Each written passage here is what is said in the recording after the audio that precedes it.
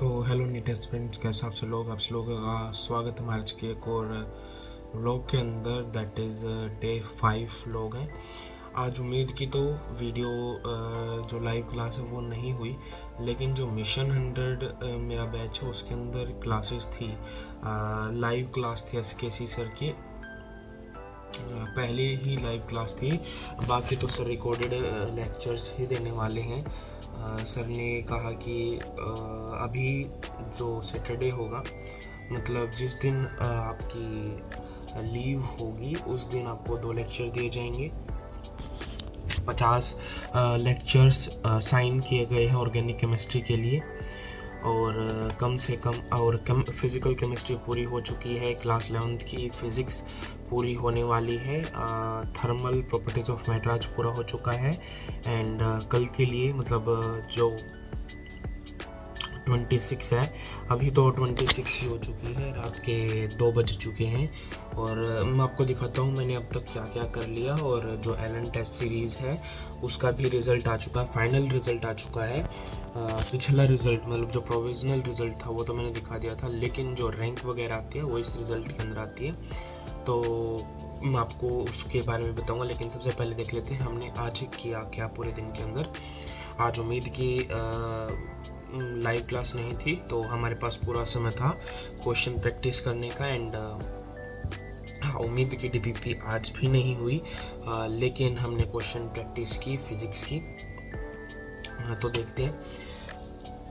तो देखिए, सबसे पहले तो हमने फ़िज़िक्स का लेक्चर किया, जो कि 2 घंटे 30 मिनट का था लगभग, मतलब 40 मिनट के आसपास लगा लो। 2 घंटे 40 मिनट का था, बड़ा लेक्चर था, जिसको करने में करीब 3.5 घंटे लग जाते हैं। दैन केमिस्ट्री के 2 लेक्चर्स थे, एक स्ट्रक्चर ऑफ एटम का, क्योंकि आज फिजिकल केमिस्ट्री पूरी हुई है, तो एक स्ट्रक्चर ऑफ एटम का लास्ट लेक्चर था। एंड एक SKC सर का लेक्चर था, ऑर्गेनिक केमिस्ट्री स्टार्ट हुई है तो आज जनरल ऑर्गेनिक केमिस्ट्री का लेक्चर था। देन बायोलॉजी बायोडाइवर्सिटी आने वाला था, जो कि फिर कैंसिल भी हो गया, लेकिन मैं नहीं करने वाला था उसे, क्योंकि उम्मीद के अंदर मैंने कर लिया। देन थर्मल फिजिक्स के मैंने क्वेश्चन प्रैक्टिस किए।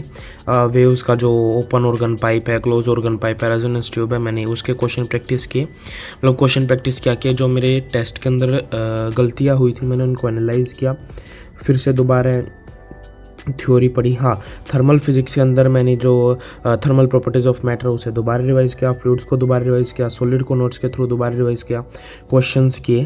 वर्नियर कैलिपर और उसकी जो गोस की जो क्वेश्चंस मैं छोड़ कर आता था वो मैंने सारे अटैम्प्ट कर लिए। दैन मॉडर्न फिजिक्स के भी क्वेश्चन मैंने अटैम्प्ट किए। अब ये क्वेश्चंस मैंने अटैम्प्ट कहाँ से किए, चलिए देखते हैं। तो बेसिकली यदि आप एलन के स्टूडेंट हो, मतलब आपने एलन कोई भी टेस्ट सीरीज़ ले रखी है या फिर आप एलन में स्टडी करते हो, तो आपको पता ही होगा एक इम्प्रूवमेंट बुक नाम का फीचर दिया है इन्होंने। तो आपको कोई मिस्टेक बुक बनाने की ज़रूरत नहीं मिलती। आपने जितने भी मिस्टेक्स किए हैं टेस्ट के अंदर वो यहीं पर मिल जाते हैं सॉल्यूशन के साथ। तो मैंने यहाँ से क्वेश्चन प्रैक्टिस किया है। जैसे यूनिट एंड डायमेंशन की भी मैंने क्वेश्चन प्रैक्टिस की थी, मैंने एक्सपेरिमेंटल फिजिक्स की क्वेश्चन प्रैक्टिस की, मैंने थर्मल फिजिक्स की क्वेश्चन प्रैक्टिस की, मतलब जो गलत हुए थे, ग्रेविटेशन की भी किए, और हाँ, मॉडर्न फिजिक्स का भी किया था मैंने। और अभी बाकी रहते हैं जिनकी मैं थोड़े समय के बाद करूँगा, 28 को करूँगा। सारे 12th क्लास का रिवीजन मैं 28 को ही करने वाला हूँ। फॉर्मूलाज का ही रिवीजन करना होगा बेसिकली। चलिए बात कर लेते हैं हमारे इस मेजर टेस्ट 1 के रिज़ल्ट के बारे में। देखो, सच बता रहा हूँ, मैंने इसके लिए ज़्यादातर रिवीजन नहीं किया था, लेकिन फिर भी 460 मार्क्स, 458 ही मार्क्स हैं, अप्रॉक्स 460 हैं।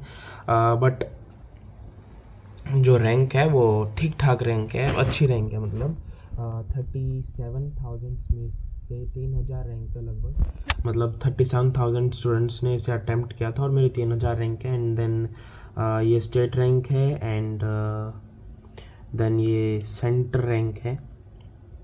मतलब ये लीडर सीरीज जो जिन्होंने लीडर टेस्ट सीरीज़ ले रखी है उनका, प्लस अचीवर टेस्ट सीरीज़ ले रखी है, उन दोनों का मिलाकर है। उन दोनों के लिए सेम टेस्ट पेपर था, उन दोनों के लिए सेम मेजर टेस्ट 1 था ये। तो हाँ, इसके लिए मैंने ज़्यादा रिवीजन नहीं किया था, सिर्फ मैं जाकर देख रहा था। लेकिन अब की बार एक्सपेक्टेशन है कि I will increase my marks in biology by 330 तो टारगेट है ही, 330 आ ही जाएंगे, आराम से आएंगे। और केमिस्ट्री के अंदर 20 मार्क्स बढ़ाने का है, क्योंकि मैं ड्रीम 45 से ऑर्गेनिक करने वाला हूँ, ऑर्गेनिक का रिविज़न करूँगा। एंड देन फिज़िक्स में तो 100 तक ही एक्सपेक्टेशन है, क्योंकि इससे ज़्यादा हो ही नहीं सकते।